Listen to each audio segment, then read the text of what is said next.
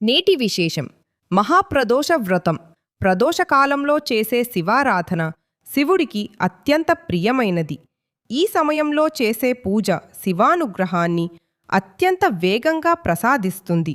సూర్యాస్తమయం తరువాత సుమారు 2 గంటల సమయాన్ని ప్రదోషకాలంగా అంటారు.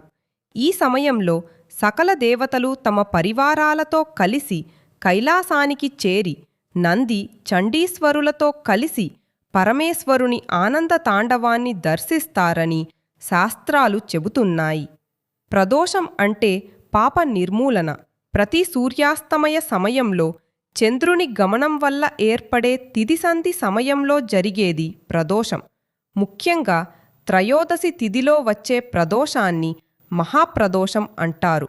మనం రోజూ చేసే పాప కర్మల వల్ల మన పురోగతికి అడ్డంకులు ఏర్పడుతుంటాయి. వాటిని నివారించడానికి ప్రదోషకాలంలో శివపూజ చేయడం అత్యంత శ్రేష్టం. ప్రదోష సమయంలో శివుడు అర్ధనారీశ్వర రూపంలో దర్శనమిస్తాడని విశ్వాసం. శివుడు ఈ సమయంలో హిమాలయాలలో మరియు కొన్ని పుణ్యక్షేత్రాల్లో నాట్యం చేస్తాడని పురాణాలు పేర్కొంటాయి. ఆయన ఆనంద తాండవం సృష్టి, స్థితి, లయలకు మూలం.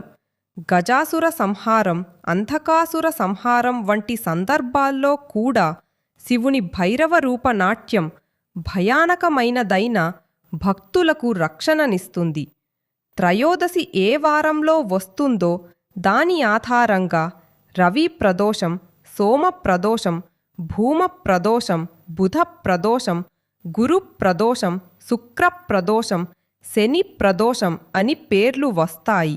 కానీ అన్ని త్రయోదశులలోనూ శివపూజ తప్పనిసరిగా చెయ్యాలని శాస్త్రోక్తం. ప్రదోష వేళలో ఉపవాసంతో శివునికి అభిషేకాలు చేస్తూ ధ్యానం చేస్తే అపార పుణ్యఫలం లభిస్తుంది. ముఖ్యంగా శుక్లపక్ష సోమవారం లేదా బహుళపక్ష శనివారం త్రయోదశి కలిసి వస్తే ఆ వ్రతానికి అనేక రెట్లు ఎక్కువ ఫలం లభిస్తుందని పురాణాలు చెబుతున్నాయి.